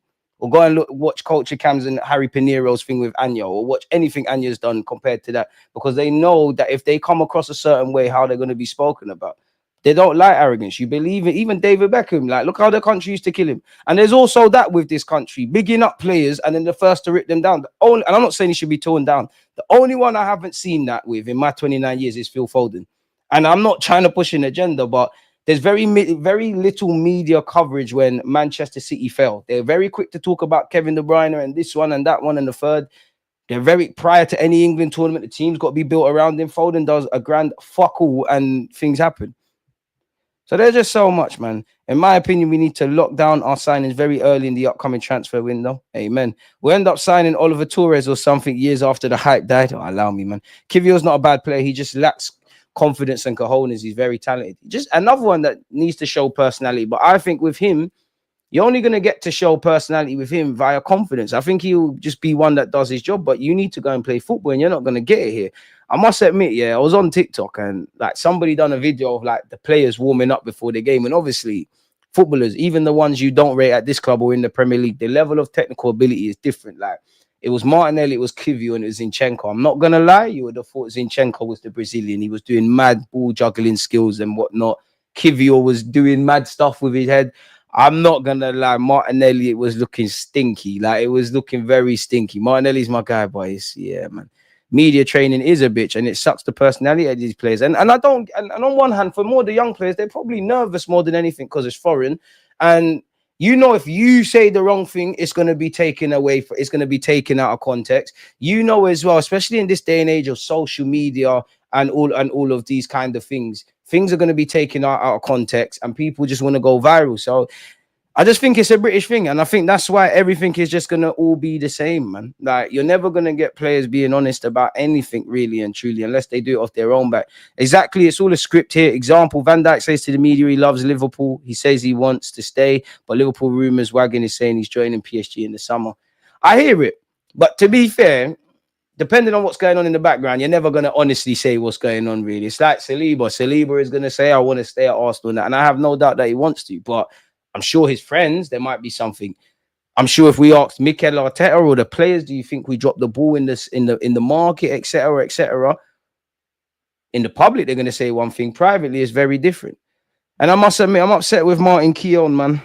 I get it. The game's the game. No one can tell you how to pay your bills. But Keown, you was a real one. You used to say it as it is. And I did like his back and forth on TalkSport with Simon Jordan, but Martin Keown, you're a legend to me. You get it. You was growing up. You weren't the guy like that, but you're definitely angling to work for the club. And the game's the game. Like, who am I to tell you anything, innit? Another reality that sucks. If your team looking to just get top four, Martinelli is good for you, but to win the Premier isn't good enough. Exactly. We've rested on our laurels, man. We take bench players and we try and make them regulars, and we're surprised. Like, big up Mikel Merino, but like, look what's going on. Seriously, Merino is playing up front. That is a genuine option. Not his position going into the Madrid game. 2 kids in Lewis-Skelly and 1 year. We have the most faith in them. Their trials and tribulations is another thing. We're hoping that Saka is anything close to fitness. This is not, when you remove the emotion, this is not serious. This ain't a team that is maneuvered like they want to win a title. You'd like to win it. You're not dying to win a Prem. Because a team that's been on a 20 20-year drought for trophies, finally sniffing, finally that close, can smell the Cali in terms of winning a major Premier League trophy. You don't have the summer we had. You don't have the January we had. You don't have the same fragilities tactically that we had. You don't have, you don't put squad players and make them regular. Let's be honest. There's too much kumbaya at this football club. And for the majority of the season, it works. We've only drawn 10 games and lost 3. But that's the devil's in the details. We're always going to be close, but not be the guys until we stop waffling about what we're good at and try and make that great and address the evident areas that we struggle in. Have you noticed it's the same things? It is the same things on and off the field that we was waffling about last season that we're waffling about now. Yeah, injuries weren't a theme to this extent, but we did miss Partey and Timber. We did miss Tomiyasu. Have had seasons where we've been ravaged. If you don't want to learn from ourselves, learn from other people. You've seen at least 2 seasons or so where Liverpool's season has been derailed with injuries. You could learn from that. We can't be Manchester City, of course, but you can see why you need a squad. Mikel Arteta I know he's learning on the job and all of that, but you've got transferable experience. You've been at City, bro. You know about the fine margins. You know about squad depth. You know about if you want to win league titles, you need to be able to have bets. You look in our attacking ranks at this moment in time, before anybody is signed at this football club, if you're sitting there in May and thinking who's going to get the goals, 100% you're saying Bukayo Saka. Saka's the only one, God forbid, that will shock you if he's not up there for goals and assists, both for Arsenal or the Prem. Then I would say Kai Havertz, which no disrespect to Kai Havertz, but if Kai Havertz is one of your more reliable goal scorers and you're trying to win a league where you got Salah this year, you had Haaland the other, Newcastle are fighting for top 4 with the greatest respect, them and they got Isak. It's not serious. And then I would throw a young Wanyeri into that mix. Trossard should be on the bench. Unfortunately, just not good enough. And I like him. Martinelli, unfortunately, just not levels. There's been no progression. Clean sheets or the defensive aspects, I think generally as a team we've fallen off. But in terms of building a side that wants to win major honours, we've moved like that defensively. Now it's about just putting a bit of seasoning on this. And I know it's not as easy as I'm making out, but it's not like we need major surgery. It's like 1 or 2 things. And I'm not even saying we're winning the league, but a lot of fans would say, you know what, okay, like at least we can see you've tried now. We've got no divine right to win the Prem, but just put your best foot forward, man. Honestly, the club hasn't done that. It's too much kumbaya. It would have been heroic with all the injuries, Marino stepping up around January. But that's not how life, let alone football, works, man. And I think some Arsenal fans just like being part of the fairy tale, the Disney Channel stuff. They just like being the emotions. It's dead, man. Or a lot of fans think if you get close 1 year, it means you'll go one better next season. But I'll tell them again, football don't work like that. But they'll gaslight you into believing that. For me, we've got a somewhat good foundation or a good base to build upon. But the more we keep fumbling, it's going to go stale, bro. It's going to go stale. Why don't Real Madrid snatch Trent and Van Dijk from Liverpool? It'd be cheap as chips for them. I think they want a younger centre-back. They tried to get Lenny Yoro. Obviously, Saliba rumours are not going away. Every now and again, they're linked with Konate. Van Dijk can play for Real Madrid, but he's going to be on some decent wages. You'd have him, you'd have Alaba, you'd have Rudiger. Probably want a bit more long-termism in that regards. Trent is Trent, in it. They're going to go do that. Too late to sell Martinelli now. Not enough profit. Let him find the season in form when his touch just works. I can't lie, man. I mean, Martinelli's like 23, 24. If your first touch ain't good now, it's not going to be like. We just need to judge you for what you are and whatnot. And for me, with Martinelli, I don't know what it is, man. Like, you're a very good lad. I can tell you're willing. I can you're a good lad. But it's like if there's 3 phases to scoring a goal, he'll play a good one too. He'll make a good run. But once you're in that box and you need to find the near or far post or square it or whatnot, you'd be in issues. I was even watching some of his 2022-23 seasons, and confidence is a big part as well. Do you remember his goal against Brighton away, where we've countered attacked? I think Odegaard played the pass. We've gone like he's gone. He's there with Saka. He ended up putting the ball in the back of the net. And if you do that, you can't complain. But go and watch that goal again. You're like, you need to square it. I'm sure even the North London derby, the first North London derby, had an opportunity. I don't know, man. But where I'm at with Martinelli, you're a bench boy. You can't be a regular like that. You can help us, but you're a bench boy. But then again, we bought him for 6 mil. I believe there's something still there in Martinelli. He needs work and it will click. I badly want it to work, but you're on borrowed time now, isn't it, really? I think you've been a squad regular a lot longer than you needed to be now. You've been a first name on the team sheet a lot longer than you needed to be. We need an upgrade now, man. Paid 6 million for him, man. Man said neither player in an ideal world. Martinelli almost constantly makes the wrong decision. It's kind of sus. Brain dead. Nelly has Dave and personality. I don't know what that word is, but the ability and match up consistently don't match up. Martinelli can be our new mascot. Less of that. Martinelli play. Oh, yeah, I'm even mad. Upgrade the left wing and the striker. Get a centre mid who complements Rice are the main things to do. I mean, if we know it, I wonder how the club feel. Because we always have the first 11, but not a squad with quality. Keeping the likes of Nelly is why we'll continue to win. Now, massive upgrades in both starters and backups. We won the Prem with left wingers like Overmars and Perez. Martinelli, whoever else plays that position, needs to be that level of player. Same with Odegaard as a 10. No, Bergkamp was a 10. Them players are hard to find, man. Another reality that's... Oh, sorry, I already saw that. I said Phil Foden was not going to perform after last year. I knew it. Listen, Phil Foden is, I believe, in terms of talent, keyword talent, a generational talent, one of the best players that I think England has produced. Not the best, but one of them. But it doesn't correlate. You're not a main player. You're a main player by default for City. You're not one of the first names on the team sheet for England. You're definitely not a player that I feel at this moment in time English should build around you. If we finally see the Phil Foden they speak about and he looks like on YouTube and on his day, then fair enough. But you want to move Saka left back for him. Cole Palmer's done more for England than him. Jack Grealish has done more for him. Saka's done more for him. Sterling has done more. And they still talk about Phil Foden like he's a kid, in my opinion. And he's absolutely not. Like, time catches up. He's probably about 24, 25. 24, 25 this year. Time to show up, man. Time to show up, I guess. Again, keep your convos coming. Time is flying, people. Apparently, let's get into the tabs. Tab police, look away now. Declan Rice and Lewis-Skelly, big you up, man. Reece James, you want to join us? Link up with Tomiyasu. Apparently, Bukayo Saka is on course to return in time to face Real Madrid in the first leg of the Champions League quarter-final next month. Arsenal hope that the winger could even make the bench in their next game against Fulham. Do we think he'll be on the bench against Fulham? Surely it's best just writing off Saka's season, but I don't know if he's past his fit and the player wants to play. Who am I, essentially, people? Let's see exactly what's going on with Saka. Apparently, he's been stepping up his workload ahead of potentially returning against Fulham. Some say Real Madrid's the realistic one. He's in the final stage of his rehab. He'll be involved in longer and more intense 1v1 fitness sessions over the next few weeks, while he'll also begin working with the ball and training with his teammates. Arteta did say he's getting closer. He's stepping up and making a very good progress, I would say. So let's see when we start to throw him in the team, how he reacts and how fit he can get quickly. We'll be desperate to have him, man. You see Martinelli come back ahead of schedule, Mikel Arteta's own words. So hopefully there's progress.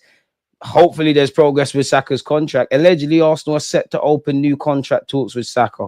Arsenal are set to open formal talks with Bukayo Saka over a new contract as the forward enters the final 2 years of his current deal. We all know, unfortunately, since sustaining a serious injury against Crystal Palace, he's been unavailable since December. We all know how important he is, people. His contract, like Saliba's, is due to expire in the 2026-27 season, with early moves towards opening concrete talks already initiated. The process is expected to accelerate in the not too distant future. Fingers and everything crossed, people. He signed his current contract and he's believed to be earning 10 mil per year. Defo can get more, surely.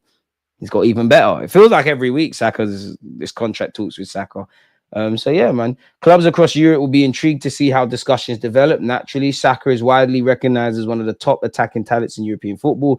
Before signing his existing deal, Saka was subject of interest from Manchester City, and the contract before that, I remember everyone getting scared he's going to go Liverpool. And there'll be no shortage of suitors again if clubs talks do not go smoothly. Arsenal will be hopeful that an agreement can be reached given their emergence as title challengers under Arteta, while their continued participation in the Champions League may also be a factor in persuading Saka to re-sign. For now, he needs to focus on that hamstring issue. In terms of some other players, he's not the only one with 2 years left on his deal or less. Partey and Jorginho are both out of contract at the end of the season and will leave the Emirates this summer as things stand. Trossard, who has held talks over a new deal, is out of contract in the summer of 2026. Crucially, Saka, William Saliba, and Gabriel Magalhaes, who are all key players for Arteta, will see their deals expire in 2027. So we've got things that need to be done. Apparently, Gabriel Magalhaes has also held talks over an extension. The Brazilian international is believed to have interest from clubs in Saudi. Remember when it looked like his head might have been turned by that? Arsenal are set to find a deal for Newcastle United captain Gomares. Too hard to do in the summer. We know it's unlikely to get Gomares, let alone both Gomares and Zubamendi. Apparently, Sesko is still on our radar, and Berta is keen on Inter Milan striker Lautaro Martinez. So at this point, it's the same names being floated time and time again. Will we get the same Saka mentally? Injury changes their game. I mean, one thing I'd say with Saka, he always responds to adversity, but honestly, we won't know. I don't think we'll know until next season. I don't know how fit he is, how much minutes he's got in the legs. Is Saka and Arsenal rushing himself back? You know, does Saka think in his head, I'm 99.9% ready to play. I definitely want to play against Real Madrid and help Arsenal salvage what they can. And I just want to be back playing and helping my teammates. But that extra 0.01%, does he think he's got an injury and is he telling them I'm fit anyways? Who knows, man? And that's what I'm wary of, placing too much faith in Saka. I don't know how fit you've got in the legs. You ain't played since December. It's now March. You're gonna be rusty. Surely if you're on the bench against Fulham, you get minutes in the legs. And if he gets 20, 30, 40 minutes, does he start against Madrid? I don't know. And if he does not start against Real Madrid, what is Arteta gonna do? Is he going to go Trossard, Martinelli, and Marino? Is he going to put Martinelli down the left and go with Wanyeri? I don't know. I hope he is, man. Hope he a moment. Can't get Bruno G this summer because we're taking Isak, and Newcastle won't let us take both. I hope so, man. I think Saka will show up. I have that feeling. Wanyeri is the real deal. When we buy this new winger, can our players learn to swap wings in games sometimes, please? I want to see that. I don't think Arteta wants that, though. So I don't think that's going to happen, honestly. I think Arteta doesn't want that, because he's doing what he's doing. Arteta will try hard until the last moment to convince Jorginho to change his mind and stay at Arsenal. So that tells me Partey is going to go. Jorginho's going to be part of the squad like an El Nene role. Flamingo are currently pushing hard for the Italian, while he also has interest and offers from the UAE, Italy, and Japan. Go get paid, Jorginho, man. You've given a lot to the game. Go get paid, man. Or go back to Brazil or Italy if that's genuinely what you want. When this loads, if it will load, William Saliba has won all of his 14 duels in his last 3 Premier League matches, people. He won 6 out of 6 against Forest, 5 out of 5 against United, and 3 out of 3 against Chelsea. Is he getting back up to his best? Romano did speak yesterday about Saliba's future. He said, I don't expect big movements for William Saliba this summer. Internally at Real Madrid, they're monitoring the player. He's considered the Bellingham of defenders, but that is normal, appreciating a player like Saliba. At the same time, there is Arsenal. He has still 2.5 years left on his contract. There's no urgency. It's not a dangerous situation for Arsenal. Berta will work on a new contract for Saliba to explain the project, the long-term view, the ambition, and discuss numbers in terms of contract with the player. They want him to be a crucial part of their project. I mean, that's good. We've got a lot to do. Shout out Riley on Twitch. We've got a lot to do, man. Like, we've got a lot to do. What you don't want to see is kind of what In the Circle said. You definitely don't want to have a Liverpool situation, which our Liverpool situation would be Magalhaes, Saliba, our 2 key centre backs, and Saka's deals all running out. So it'd be nice to see, Saka's deal is getting done. Saliba's deal is getting done. Striker, centre, mid, left winger are brought in. Anything else beyond that is all gravy, man. We got 3 key players to sort out contracts, man. We'll have to see how that develops, though. And you'd imagine, I reckon by this time next year, even though he's probably on the contract for a long period of time, I reckon Timber, once they deal with the contracts running out now, the contracts running out next season, and the people who need to go and come in, surely Timber gets improved terms. Not that I know what he's on. Again, Real Madrid absolutely love Saliba, and they'll keep monitoring him, but Arsenal want him to commit his future, and will be on course to try to do that. Speaking of one centre-back, now another at Arsenal. Apparently, Kivior is reassessing his future at Arsenal this summer with the defender in search of game time. Last summer, the poll attracted Premier League and European inquiries. Arsenal are now willing to part ways for a reasonable fee. I think that's on brand. I think he needs to go to play some first-team football. And honestly, I don't really think he's at the level. Crazy how Fofana got away with all of that. Chris Kavanagh sent off Rice for less, literally. On Isak, the big, massive proposals will come to the table for Alexander Isak. Arsenal will be there. Liverpool are also up there. For Arsenal, he's the absolute top target. Sesko is the other name on the list. For Liverpool, he's one of the names they're considering. So based on how that sentence is structured, you would believe that Arsenal are more keen on Isak than Liverpool. And that might be true. But at the same time, it don't really make sense because you'd imagine Liverpool Isak's a top target for Liverpool, and you'd also imagine that you could flip that. Basically, you could flip that whole sentence, flip Liverpool and Arsenal around. It's just a creative way of saying things, man. And with Isak, are you going to put down the money? If not, then it's done, innit? And even that, you still might not have a chance. But for you lot, I don't mind speaking about it. If Isak leaves Newcastle this summer, he favours a move allegedly to Arsenal over Liverpool. He'll likely push for an exit if Newcastle miss out on Champions League football, which they're not, because they're going to get in the top 5 spaces. For me, Arsenal are prepared to pay 100+ million, while Newcastle want 130. There you have it, really. But like us, even if they get champs, to still go on him. Barcelona are closely monitoring Isak's situation and are thought to be ready in an offer of 110 million euros. So that's about 95, which is a 15 mil profit from Sociedad, if I am right. But if Sociedad did their job when they sold him to Newcastle, it's probably a decent little percentage. And you look at Liverpool, you look at Arsenal, you look at Barca, they've all spent money. They've all built big players for big money, some more than others. But do you really think Liverpool fans will call FSG broke and say they're stingy? We know we're stingy at this club. Barcelona, unless they cook the books, I'd have a lot of faith with if I was a Newcastle fan, even if I was scared of tabloid talk, that Isak stays put, and probably, in my opinion, he's more likely to sign a new deal. Arsenal sporting director Berta shares the club's admiration for Atletico Madrid's 21-year-old midfielder Pablo Barrios, who I'm sure has played fullback. Now, I'm sure Arteta, being Spanish, probably likes him, but does he actually like him, or is this tabloid talk because Berta was at Atletico? And it's a great way of throwing another name into the mix that isn't Zubamendi or Gomares or whoever. Leipzig won 80 million euros for Xavi Simons in the summer. When he signed in January, there was an agreement to let him leave to a top club if his valuation was met. Fair enough in that regards. I mean, there's talk around attitude issues and all of that kind of stuff. Wolves are considering a move for Jota. We was linked with Jota. AC Milan want to make Kyle Walker's move permanent. United have raised the asking price for Rashford. He's back in the England squad. See, look at this. Liverpool will have a 250 million war chest to revamp their squad this summer. It's another... Listen, I think I speak for every football fan and on behalf of every Arsenal fan. Maybe not necessarily the price, but this whole war chest stuff is jarring. And Julian Alvarez, last couple of days, has been linked with Liverpool. Once again, Saka's eyeing a comeback for the game against Real Madrid. Allegedly, Romano is saying Liverpool have made contact with Isak's people in a bid to engineer a summer move. And to be honest, you never know, but Isak, if I'm your agent, I would have a conversation with you. Do you want to stay at Newcastle? How do you feel about Newcastle? He's probably going to say, I like playing here. I'm comfortable here. The manager's good. The owners are showing me ambition. The fans, love me. I'm comfy here. Maybe the weather's not great, but the people are. I'm comfy here. Won a title. We're about to be in the Champions League. Got a decent contract. I might say, what? Do you want to sign for Liverpool or Arsenal? I wouldn't mind if you can make it happen. Do you more want to leave or do you more want to stay? If he says I more want to stay, then if I'm his agent, I'm rallying this up.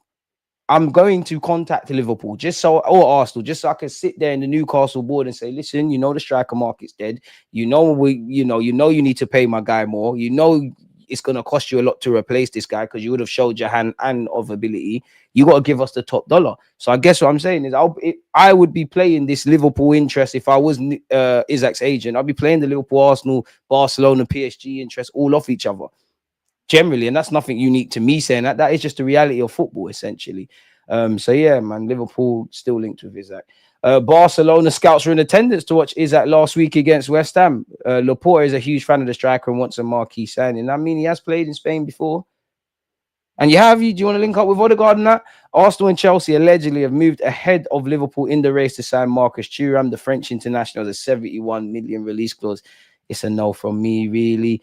Man City will have to pay at least 70 million if they want to sign Camavinga. Can we find that and be in those shouts? Arsenal are prepared to sell a notable player in a bid to raise funds for summer arrivals. What does notable player mean? You could cry and say, oh, you know what? We need to get deals done for Saliba, Gabriel Magalhaes, and Saka. It might be one of them.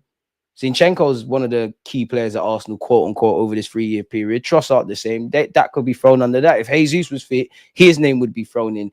And that's why I'm a bit pessimistic, because clearly we're strong financially. Any sell to buy rhetoric is coming from in us internally of how we want to do things, just like last summer, where us fans, we had our fan cap on that, 2 points off City. If you do this, you do that, we could do what needs to be done. We dropped the ball. I feel there is a curb in terms of ambition with Arsenal and ambition within the fan base generally, or at least how we're going about it in it. So we'll have to watch that space, man. I mean, I'm loving the Saka news. No clue why that's still there. What else we got? Arsenal have not yet initiated contract talks with Partey, whose contract expires in June. We already knew that. We've gone over that. Osimhen is likely to end up in the Premier League next season. That's according to his teammate for Nigeria. Where though? Chelsea? United? Someone else?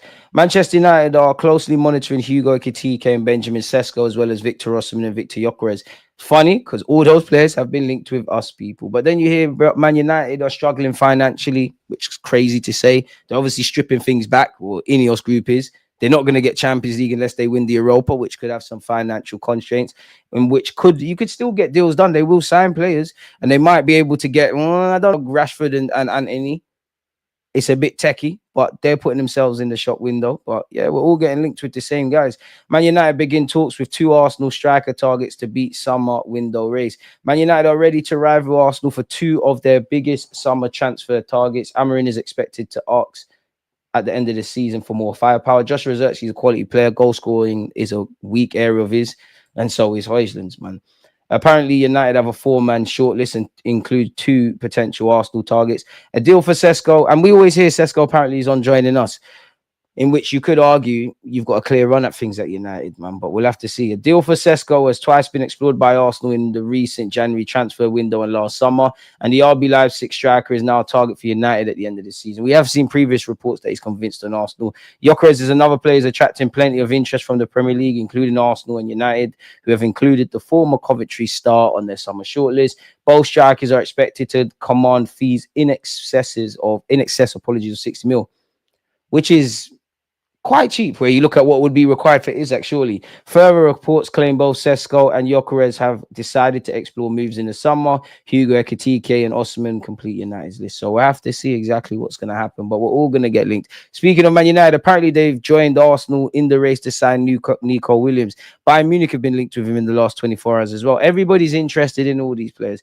Bayern Munich, as I said, right on cue, people. Bayern Munich allegedly want to sign Nico Williams. I mean, Gnabry's gone. Gnabry's gone. Sane is linked with us. Contract is running out. Kingsley Coleman could cut. Yeah, they've got Elise, but it doesn't surprise me. They're linked with Gittins, Nico Williams, and obviously Ryan Cherky. They've got more life in them in the sense of they're younger. New blood is what I should say. According to Christian Floor, Bayern Munich are keen to sign Nico Williams from Atletico Bilbao. Sane has been linked with Arsenal. Apparently, Farke also noted that Arsenal are still in talks with Williams, but as ever, Bayern Munich's presence here could complicate things. Boy, we'll have to see, man. We'll have to see. Bring him. If this is what Arteta wants, fair enough. I'm on signing Joel Hato. Apparently, Arsenal are considering a move for Ajax's 19-year-old defender, Hato, despite the emergence of Lewis-Skelly. Long-term centre-half, playing left-back almost week in, week out now for Ajax. Has captained Ajax, has 100 appearances to his name. There's a base there. And that's your long-term long-term Gabriel Magalhaes replacement, man, in my opinion. So yeah, apparently he sees Timber as a role model as well. And there's quite, Zinni's gone, Zinni's gone, Tini's gone, Kivio's potentially gone, Tomiyasu might be gone next season unless things change. You've got Lewis-Skelly. We hope we can get a tune out of Calafiori defensively. You throw him in there, we're laughing. We are laughing, people. We're laughing. So yeah, Liverpool are always linked with Hato as well. So we'll have to see. Coaches told me that I always needed to look up to Van Dijk, but when I played in the under-18s, I always looked up to Timber. When I came into the first team, he was my mentor. I love his playing style and his calmness on the ball. He can be your mentor in North London. Trust me. Chat to him, people.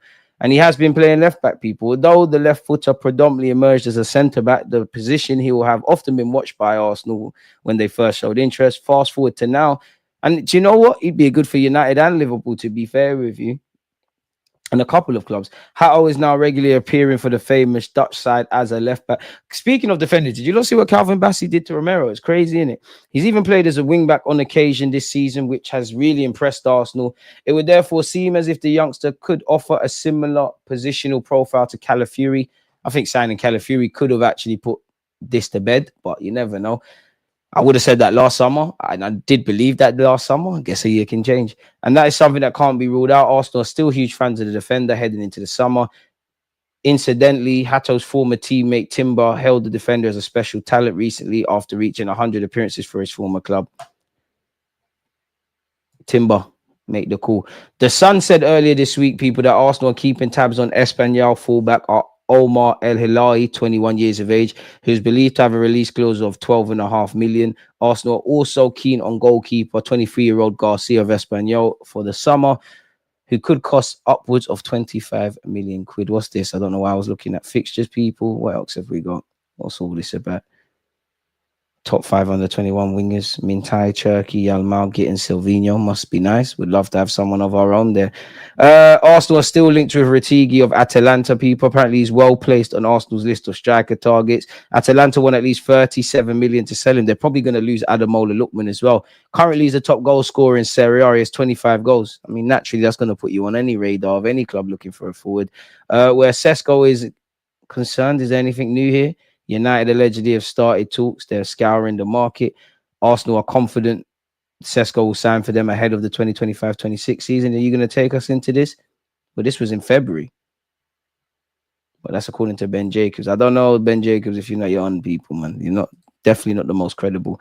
We're still linked with Barrios of Atletico Madrid, people. I wouldn't read and take too much stock into that, but fair enough. What have we got here? Arsenal readers' views. Arteta's style, Berta's impact, Zubamendi's role. Our writers discuss your queries. As someone who watched Arsenal slap together a bunch of creators with little to no defensive resistance, big up Arteta for building all of that, but we need quality. People talk about Arsenal needing a proper number 9 in terms of converting chances, whereas I see it as more imperative due to the flow and effect of the rest of the team. And is that Sesko type would offer a greater threat in behind, plus create more. Yeah, we hear that. I can't lie, I don't want to hear people's opinions. I want to hear some anecdotes into what we could do in the summer. How much of an impact will Berta have on the transfer policy? There are long-term targets established and worked on by the existing recruitment staff. It remains to be seen if Berta is aligned on those decisions, even if he decides to follow the existing recruitment plan. Berta is likely to be charged with closing those deals, so it will certainly have some impact on some of the dealings. When Edu was at the club, both he and Arteta effectively had a veto on potential signings. Had Arsenal signed Nepan in January, that would have been classed as a recruitment signing rather than a manager signing. A signing made for the long-term benefit of the club rather than the immediate benefit of the first team. However, those distinctions are generally oversimplistic. It's a collaboration and decisions are made largely in concert. When we write about differing viewpoints, it's only to illustrate the degree of the thought and debate that goes into recruitment and some internal dynamics that are at play. Martin Zubamendi looked physically weak and slow for Real Sociedad. Athleticism has never been and will never be a strong point, which is why we need another physical midfielder if you're going to bring him in. Real Sociedad's problems against United were systemic in that their 4-1-4-1 shape was constantly overrun in midfield, but Zubamendi was one of the main casualties of that as he had so much space and so many bodies to split himself between. His off-the-ball strength is his ability to anticipate and break up play rather than covering acres of ground. If he were to join Arsenal in the summer, then the compactness of the shape should protect him better than Sociedad's system. Zubamendi is not a player who will regularly excite. He's a team player whose game is about keeping the game ticking over and providing rhythm to his team's play. But his arrival at the Emirates would presumably mean Declan Rice being continually exclusive at the left 8 rather than returning to the base of midfield. I wrote in Jan that as good as he is in that role, his ability to engage the press higher up and carry the ball forward, his attacking instincts are not there yet. Given the positions he's got into this season, his goal return should be a lot higher, but there's clearly potential for that to grow. I just remain to be convinced that it serves the collective team better with Rice as a number 8 than a 6. Arsenal need to recalibrate the balance of their team to produce more big chances. Playing Rice at the base means they can commit more men forward because he is athletically so freakishly reliable. They cannot do that with Partey or Zubimendi if he comes in. It would also open up the left 8 space again to bring in a more technical small space player to get that flank firing and reduce the reliance on Odegaard and Saka to create from the right. Fair enough. I like that comment. Big up Jack Wilshere, but I ain't going to read that. You know, Arsenal no more. Arsenal interested in outstanding goalkeeper who saved 4 penalties in a row. Allegedly, Arsenal are keeping close checks on SC Freiburg goalkeeper Noah Atombolu. Forgive me for mispronunciations, as they plan to recruit new backup for Raya this summer. Allegedly. We all know we got Neto on loan. We all know Ramsdale went. We all know Raya is the long-term guy. Ooh, I see 2.5. I don't know if that's the right decision to make. Sanford United. Oh, Nana set the people then back so many years. Arsenal have concerns about signing Garcia. He's clearly an excellent keeper, but his performances for Espanyol in La Liga are attracting interest from elsewhere. Garcia is a possible target for Man City, and Arsenal may find it tough to convince the Spaniard to join as a number 2 at the Emirates Stadium. Graham Bailey has said he understands Arsenal following the Freiburg youth. He's 22, has 24 appearances for Freiburg in the Bundesliga this season, aside without an outside chance of the Champions League qualification. In addition, he recently broke a club record for minutes played without conceding a goal. That's because they're good defensively. He saved 4 penalties in a row for Freiburg this season. Fair enough, man. Big up yourself if you want to sign for us. Petit has said he reckons Arteta is frustrated. Big up Petit, but I don't really like think pieces. We're not getting no Bruno Gomares, but allegedly we've submitted an offer for him ahead of the summer market. And this Spanish side always capping, so I don't know. There have been no statements from the player's entourage regarding his future, although his commitment to Newcastle has always been firm. However, the possibility of joining an ambitious project like Arsenal could be attractive. Arteta is looking to build a team capable of challenging for all titles. Lol, we need more bodies, and believes the Brazilian's arrival would be a leap forward in quality in midfield. Negotiations won't be easy. Newcastle would only consider his departure for a considerably higher fee, and you remember he's 28. Not that I care, but Arsenal are not going to do that. Arsenal will have to increase their offer if they want to convince the Magpies to let one of the most important players go. I'm a bit conflicted. I would rather Zubimendi, because I think he's perfect for us, but then I would say Gomares. I think Gomares can do everything Zubimendi can do, and he's also like a Brazilian Geordie, and if you're a Geordie, you're in England, so he gets it. I'd love both, but you can't have everything in this life, innit? People, make sure you're following the second channel. You don't need to follow on all the other platforms, especially because if you're on playback as well, people, because between playback and Twitch, we can start watching things together and having a bit of fun. And of course, if you're on Spotify, you know what you need to do as well, people. So yeah, let me post all those links. Is there anything else Arsenal related?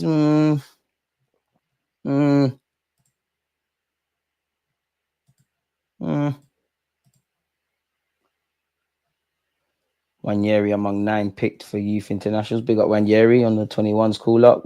I'm not reading anything around Nico Williams. What's this? City youngster Jaden Owens joins Arsenal's under 18s on trial. We can look at that. Where's the other website? Sorry, folks. I'm trying to find. There we go. Just copy that link. See if we get anything new there. Well, who's this? I'm gonna knock that out like I know who this is, but apparently new Norwich City youngster Jaden Owen has joined Premier League side Arsenal's under 18s on trial. The defender, who signed his first pro deal at Carrow Road in October 2023, featured as an unused substitute for the Gunners youth side in the 4-3 victory over Leicester on Saturday.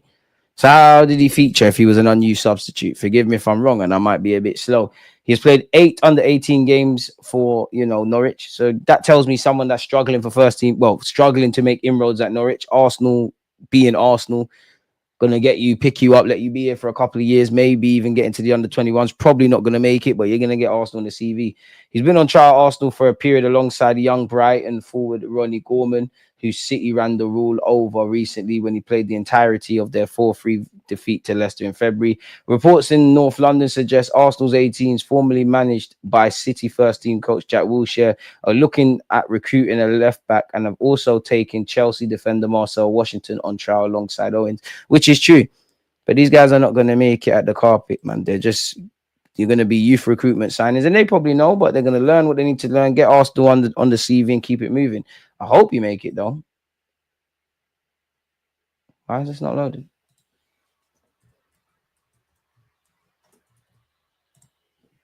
Where is the website? There you are. Why are you not coming up? What's going on?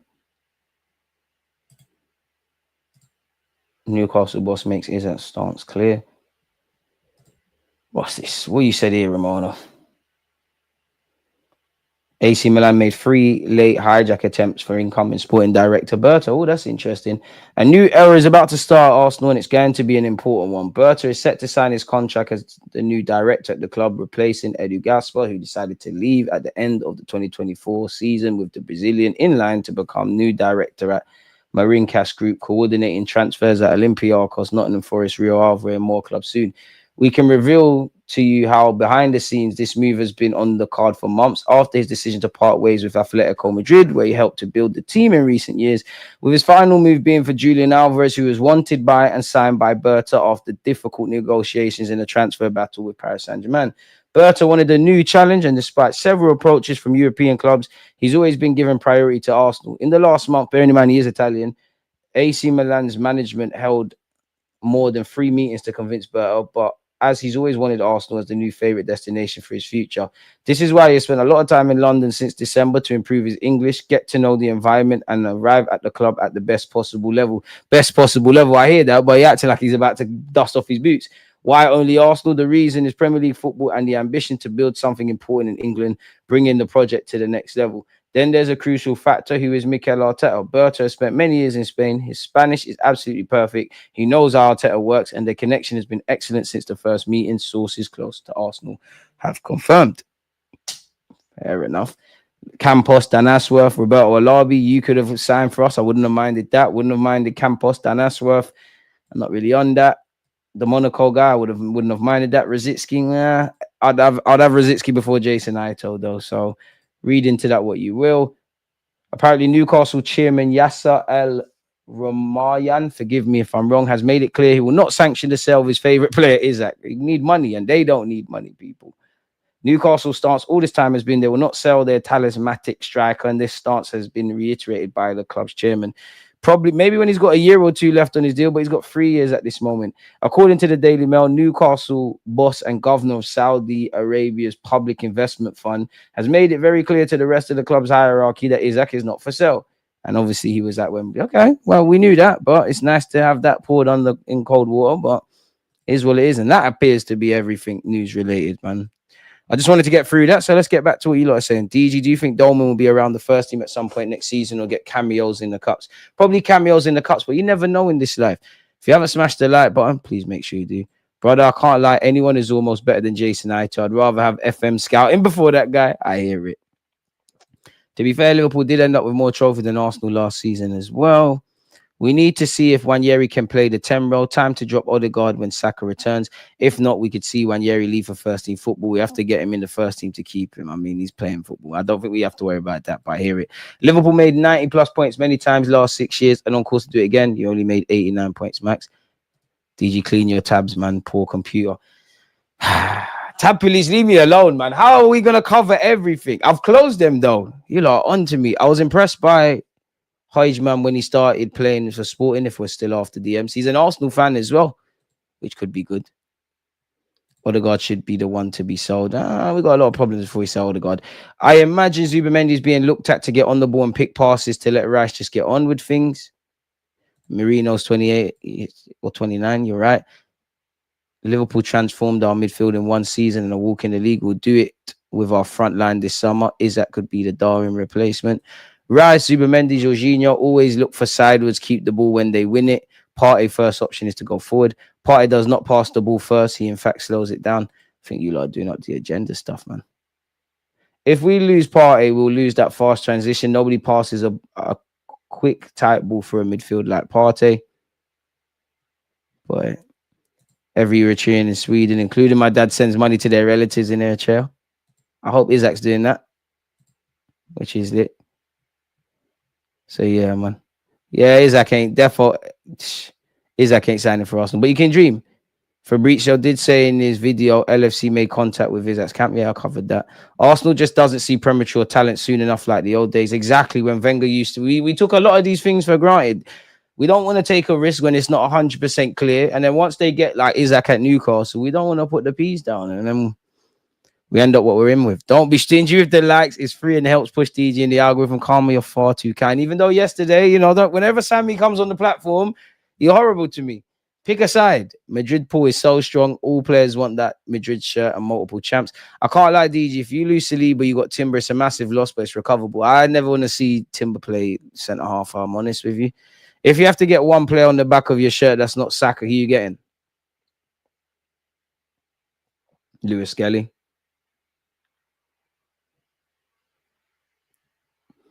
Lewis-Skelly, Magalhaes, Saliba, Timber, Declan Rice. Is that number 14? Speak it into existence. There's nothing else we can do. Speak it into existence. The marble top is a vibe. You know what? It grew on me. Pause.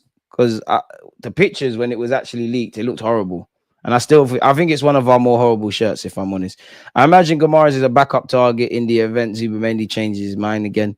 Yeah, but just like with Isak, it just comes down to, if you're not going to put the money down, it's a myth. And you should have really got Gomares when he was in Brazil, let alone Lyon, man. Newcastle were proactive. Let this be a lesson learned. Please never have a gal on, but if you really have to, whoa. Big up a gal. A gal will be back on, man. Listen, you don't have to like the guy, but everybody that I have on my platform is because I value their opinions. I might not agree with everything they say, but they're allowed that, man. And less of that, man. A gal FC, less of that. Just don't watch the gal vids or anyone that you don't like, man. We should cash in on Odegaard. Not gonna lie, we need a man playing there that can turn it on week in, week out like Kevin De Bruyne. We need a winger, so probably cash in on Martinelli and Trossard and one mid. Do we really need to do all of that? Yeah, less of that, Jim Life. I'm even mad. Is that with demand 300 grand? That's because the likes of Havertz is on 290, Jesus on 265, Odegaard 240. They've messed up the wage structure. And also, if you're Saliba, Magalhaes, or Saka, you're saying, yo, man, need to be around them kind of peas as well, really. If I'm completely honest with you, it's only right that would be the case. So I guess we'll have to see, man. With that being said, though, man, I got to go and do some life duties, people. So I big up you lot for tuning in. My mods, my members, my regulars, appreciate you lot. If you haven't subscribed, you know what you need to do. Whether it's the international break or not, we're not going anywhere. And 100%, you haven't watched all the streams we did yesterday. So go and check that out, people. Bless up, man. You lot stay safe, stay blessed. We'll link up again soon, man.